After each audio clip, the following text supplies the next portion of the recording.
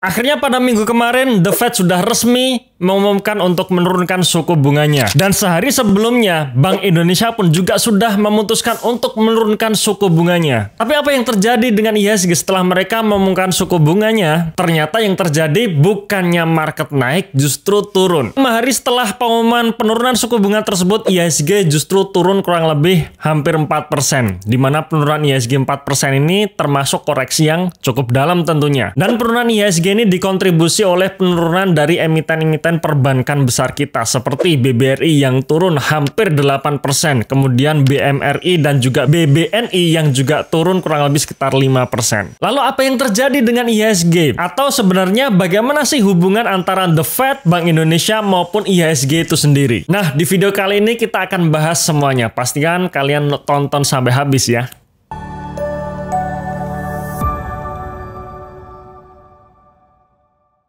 Oke, sebelum masuk ke pembahasannya, saya sampaikan bahwa tanggal 13 Oktober besok kami akan mengadakan event The Investor Meetup. Di mana pada event tersebut saya akan bongkar portofolio saya. Saya akan menceritakan bagaimana saya menyusun portofolio sampai dengan 4 tahun berturut-turut ini bisa konsisten mengalahkan market. Saat ini ada 900-an lebih saham yang ada di bursa kita. Saya yakin kalian pasti bingung nih, pilih saham-saham mana yang seharusnya kita miliki. Nah, di event tersebut saya juga akan men-sharingkan bagaimana saya memilih saham-saham yang bagus di antara ratusan saham tersebut. Maka pastikan teman-teman jangan sampai kelewat di momen tanggal 13 Oktober besok. Amankan seatnya sekarang juga ya, linknya di bawah ini.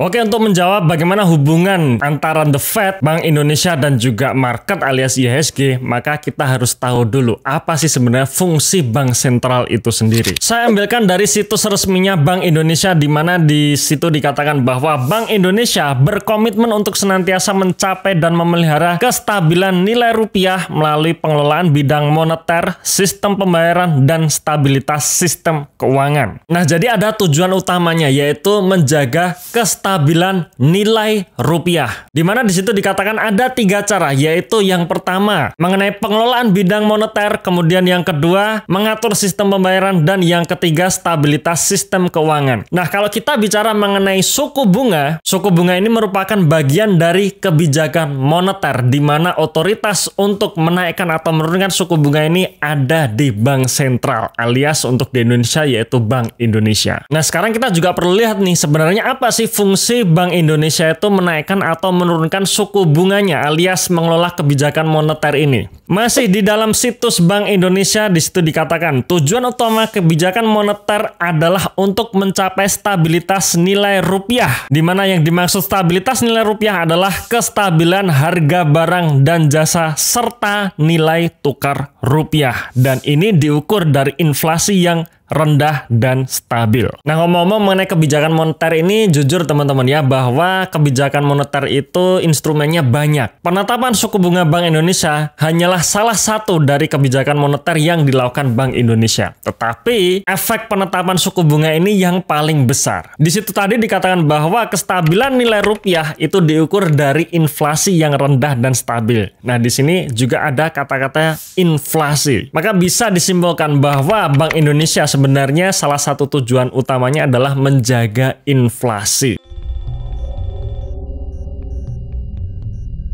Masih dari situs Bank Indonesia, di situ dikatakan bahwa inflasi adalah kenaikan harga barang dan jasa secara umum dan terus-menerus dalam jangka waktu tertentu. Yang dimana penghitungan inflasi ini akan diserahkan oleh BPS ya, atau Badan Pusat Statistik, dan tentu saja data dari BPS tersebut yang akan dijadikan acuan oleh Bank Indonesia untuk memutuskan apakah suku bunga akan dinaikkan atau diturunkan. Nah, tadi dikatakan bahwa Bank Indonesia tujuan utamanya adalah menjaga inflasi yang rendah dan stabil. Karena ketika inflasi sangat tinggi, artinya harga barang-barang itu naik sangat luar biasa. Dan kalau harga barang-barang naik, otomatis daya beli masyarakat kita akan berkurang. Kalau daya beli berkurang, produk tersebut susah untuk dibeli, membuat ekonomi tidak bertumbuh. Dan ketika pertumbuhan ekonomi selalu minus, itulah yang terjadi yang namanya resesi. Nah, sekarang kan bagaimana inflasi itu terbentuk? Tadi dikatakan inflasi adalah kenaikan harga barang dan jasa. Maka kalau kita bicara mengenai harga, ada dua faktor. Yaitu yang pertama adalah demand atau permintaan, dan yang kedua adalah supply atau penawaran. Nah, ketika suatu permintaan itu sangat tinggi, kemudian di sisi lain supply-nya atau penawarannya itu rendah, itu membuat harga naik. Ya, jadi bayangkan misalkan nih, di dunia ini atau di Indonesia ini hanya ada 100 handphone. Tetapi ada 10.000 orang yang rebutan untuk membeli 100 handphone tersebut. Membuat harga handphone tersebut naik. Alias siapa yang mau membeli handphone tersebut karena barangnya langka, maka berapapun barang tersebut dinaikkan harganya, barang tersebut akan terbeli. Dan itulah yang namanya inflasi. Nah, oke, ketika harga barang sudah terlanjur naik, kemudian bagaimana cara menurunkan inflasinya? Tentu saja ada dua cara, yaitu yang pertama adalah menaikkan supply-nya atau menaikkan penawarannya sehingga antara jumlah penawaran dengan permintaan itu menjadi seimbang dan itu mampu membuat harga turun. Yang kedua, menurunkan demand-nya. Jadi ketika supply barang ini tidak mampu naik, maka ketika permintaan turun, ini juga membuat harga-harga akan turun. Lalu di mana letak kenaikan atau penurunan suku bunga ini terhadap inflasi atau terhadap demand maupun supply? Nah, ketika kita bicara mengenai inflasi yang sangat tinggi, maka bisa dikatakan uang yang beredar di masyarakat itu sangat besar. Jadi ketika uang yang beredar sangat besar, disitulah terjadi pergerakan ekonomi, orang-orang suka belanja, membuat permintaannya sangat tinggi, dan disitulah membuat inflasi. Maka Bank Indonesia akan menaikkan suku bunganya. Karena dengan menaikkan suku bunganya, artinya membuat instrumen investasi yield-nya lebih baik. Terutama yield dari bank-bank maupun dari surat utang negara. Seperti bunga deposito pasti naik. Kemudian kupon dari obligasi juga pasti naik. Dan ketika yield dari instrumen investasi naik, diharapkan masyarakat mau menyimpan sebagian uangnya ke instrumen investasi. Yang dimana akhirnya itu bisa menekan permintaan alias permintaannya bisa menurun sehingga harga barang jasa pun itu juga menurun dan membuat inflasi rendah. Jadi dari sini bisa kita simpulkan bahwa Bank Indonesia melalui kebijakan moneter yaitu menaikkan suku bunga itu bisa mengerem inflasi dari sisi menekan permintaan. Oke, setelah kita mengetahui teori mengenai suku bunga, nah maka sekarang kita bisa melihat nih bagaimana histori inflasi di Indonesia. Dimana tentu kita masih ingat tahun 2020 lalu kita mengalami bencana ya alias pandemi yang diakibatkan oleh COVID-19. Tentu saja membuat ekonomi kita jatuh saat itu. Dimana inflasi pun jatuh. Inflasi sempat level terendahnya di bawah 1,5%. Kemudian seiring berjalannya waktu ketika COVID sudah mulai mereda, masuk tahun 2022-nya inflasi kembali merangkak naik. Sampai pada pertengahan tahun 2022 di mana inflasi menyentuh level hampir 6%. Dan kemudian masuk tahun 2023-nya inflasi sedikit demi sedikit mulai mereda. Sampai dengan tahun 2024 ini level inflasi sudah stabil di angka di bawah 2%. Apa yang terjadi di tahun 2020 ketika inflasi menurun? Tentu saja inflasi menurun di tahun 2020 dikarenakan permintaan yang turun ya karena bisnisnya jatuh plus penawaran yang juga turun. Jadi ketika permintaannya turun, penawarannya sangat besar, banyak perusahaan yang kolaps. Sehingga di sisi supply pun lama-kelamaan dia juga akan turun. Nah, masuk tahun 2022 ketika COVID sudah mulai mereda, ekonomi tiba-tiba bergeliat dan kenaikan permintaan ini jauh-jauh lebih besar dibandingkan penawaran itu sendiri. Yang dimana tadi banyak perusahaan yang kolaps sehingga dia tidak bisa memproduksi barang maupun jasa. Di sisi lain, ekonomi sudah mulai jalan, permintaan terus ada, membuat harga-harga naik dan inflasi pun terjadi. Lalu bagaimana dengan akhir tahun 2023 sampai tahun 2024 ini? Ternyata penurunan inflasi diakibatkan oleh penurunan daya beli. Dimana kalau kita banyak melihat berita, sepanjang akhir tahun 2023 sampai 2024 daya beli menurun. Dan ketika daya beli menurun, tadi supply yang tadinya sudah mulai banyak, maka barang-barang ini tidak terbeli. Dan ketika tidak terbeli, akhirnya banyak perusahaan yang kolaps, banyak PHK. Dan ketika banyak perusahaan melakukan PHK, otomatis permintaan makin turun lagi. Dan membuat inflasi itu berada di level rendah. Nah, jadi bisa kita simpulkan ya, bahwa penurunan inflasi di tahun 2024 ini karena menurunnya permintaan atau ekonomi yang sedang lesu. Sebenarnya yang diharapkan pemerintah adalah ketika inflasi itu tinggi, maka disusul oleh penawaran yang tinggi juga alias supply-nya tinggi. Artinya kalau supply-nya tinggi ini berarti perusahaan banyak berproduksi, lapangan pekerjaan banyak terbuka, orang-orang banyak mendapatkan penghasilan, dan karena permintaan yang tinggi disusul dengan penawaran yang tinggi, inflasi pun rendah. Nah, sebenarnya itu yang diharapkan, kenaikan penawaran. Tapi faktanya,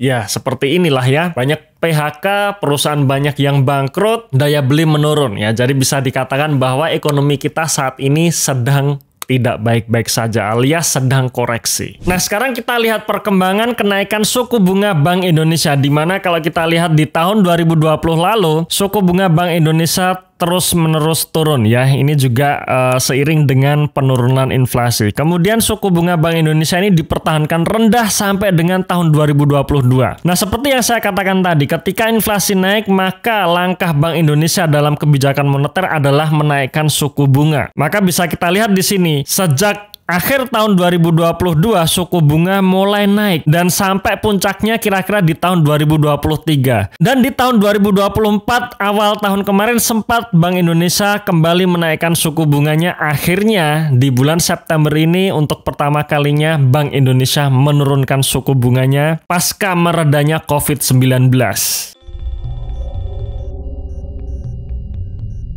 Nah, kalau teman-teman lihat tadi histori dari inflasi di Indonesia, di mana pada tahun 2023 di semester 2 sebenarnya inflasi sudah mulai mereda ya, inflasi sudah rendah. Tapi kenapa Bank Indonesia masih belum menurunkan suku bunganya? Malah justru sempat menaikkan suku bunganya sebanyak 2 kali. Nah, faktornya adalah suku bunga The Fed yang juga belum mau turun, alias suku bunga The Fed waktu itu masih di level tinggi. Lalu kenapa ketika suku bunga The Fed tinggi, Bank Indonesia tidak bisa atau tidak berani untuk menurunkan suku bunganya? Karena di sini ada faktor dari kurs rupiah atau nilai tukar rupiah. Tadi di awal sudah kita singgung ya, bahwa Bank Indonesia salah satu fungsinya adalah menjaga kestabilan nilai tukar rupiah.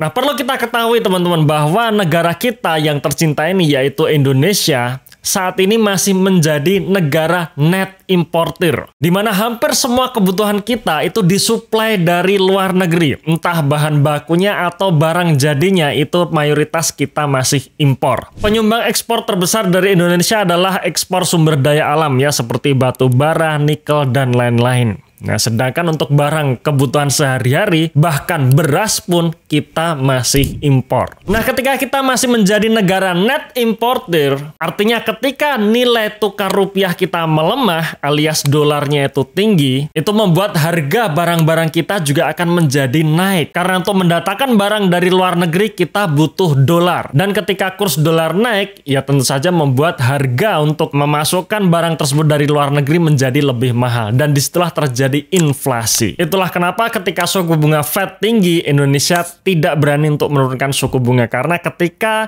The Fed suku bunganya masih tinggi, di sisi lain Bank Indonesia menurunkan suku bunganya, otomatis para investor asing di tempat kita akan keluar. Mereka memilih untuk investasi kembali ke Amerika karena Amerika memberikan yield yang besar. Dan ketika banyak investor asing keluar, ya kurs dolar naik, rupiah melemah. Dan disitulah terjadi inflasi. Itulah kenapa ketika suku bunga Fed tinggi, Bank Indonesia tidak berani menurunkan suku bunganya. Dan sebaliknya, ketika The Fed sudah terkonfirmasi untuk menurunkan suku bunganya, Bank Indonesia menjadi lebih berani untuk menurunkan suku bunga. Tentu saja dengan penurunan suku bunga ini menjadi kabar baik ya, secara jangka panjang untuk ekonomi kita lebih baik lagi, menjadi lebih baik. Kenapa? Karena seperti yang kita singgung di awal tadi, ketika suku bunga naik, orang-orang lebih memilih untuk menyimpan uang mereka di instrumen investasi. Tapi ketika suku bunga turun, maka harapannya orang-orang akan menarik duit mereka dari instrumen investasi, membuat jumlah uang yang beredar makin banyak,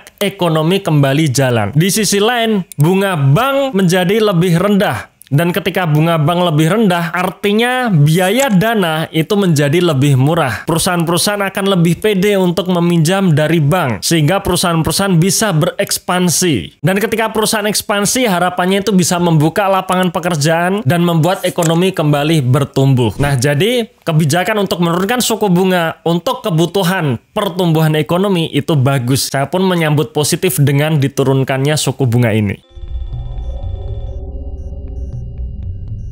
Nah, oke, ini menjawab pertanyaan di awal tadi ya. Ketika suku bunga turun, di mana ini sebenarnya langkah positif, tapi kenapa market justru turun? IHSG justru turun 4% setelah pengumuman penurunan suku bunga kemarin. Nah, teman-teman harus paham bahwa market ini biasanya akan mendahului dari fakta. Kita semua pasti ingat pada bulan Juli lalu, The Fed sudah mengumumkan bahwa penurunan suku bunga akan benar-benar terjadi. Bahkan banyak berita mengatakan bahwa bulan September itu sudah dipastikan 100% suku bunga Fed itu akan turun. Nah, ketika berita tersebut muncul, maka market sudah mulai bereaksi. Para investor-investor yang telah cuan dari hasil memasukkan instrumen investasinya ke dalam risk-free seperti obligasi maupun deposito di bank-bank yang menawarkan bunga besar, sudah mulai menarik duitnya. Karena mereka sudah yakin bahwa September besok suku bunga bakalan turun. Sebelum itu dilakukan, mereka sudah pindah dulu. Mereka sudah pindah ke negara-negara emerging market termasuk negara kita, plus mereka sudah melakukan pembelian saham mumpung saham-sahamnya pada jatuh ya. Kita ingat ya, bulan Juni dan Juli lalu market kita ini berada di bottomnya, posisi bottom tahun 2024. Dan setelah market merespon berita positif tersebut, akhirnya sejak bulan Juni ya, di mana level bottomnya IHSG sampai di level tertingginya IHSG di bulan September itu sudah naik 18%. Di sisi lain, sebelum suku bunga turun pun rupiah juga sudah mulai menguat. Dimana kalau kita lihat di story, kurs rupiah terhadap dolar pada bulan Juni lalu masih berada di level 16.400-an ya, hampir 16.500. Dan sebelum suku bunga diturunkan, rupiah sudah menguat duluan, alias rupiah sudah menguat 8% sejak level tertingginya di bulan Juni atau level paling lemahnya. Jadi sebenarnya bisa disimpulkan bahwa penurunan market pasca pengumuman penurunan suku bunga kemarin yaitu karena koreksi setelah rally panjang sepanjang 2 bulan terakhir ini. Ya, jadi hal yang wajar ketika market sudah naik tinggi, ada saatnya dia koreksi. Dan kita sebagai seorang investor jangka panjang ya, kita tidak perlu memusingkan mengenai naik turunnya market secara jangka pendek tersebut ya. Karena ya kembali lagi dalam hukum pasar modal bahwa pada akhirnya dalam jangka panjang harga saham itu akan mengikuti fundamental perusahaan. Jadi ketika kinerja perusahaan ini selalu menunjukkan kenaikan atau growth-nya, maka dalam jangka panjang, menurut pengalaman saya, harga saham itu juga pasti akan naik. Dan itu terjadi kepada portofolio saya sendiri di tahun 2024 ini. Jadi pastikan ya teman-teman untuk mengikuti event tanggal 13 Oktober besok di Surabaya. Saya akan men-sharingkan filosofi bagaimana saya membangun portofolio yang bisa berturut-turut mengalahkan market. Oke, mungkin sampai di sini aja video kali ini ya. Semoga bermanfaat. Dan saya tunggu kalian di Surabaya tanggal 13 Oktober besok. Salam Passive Income.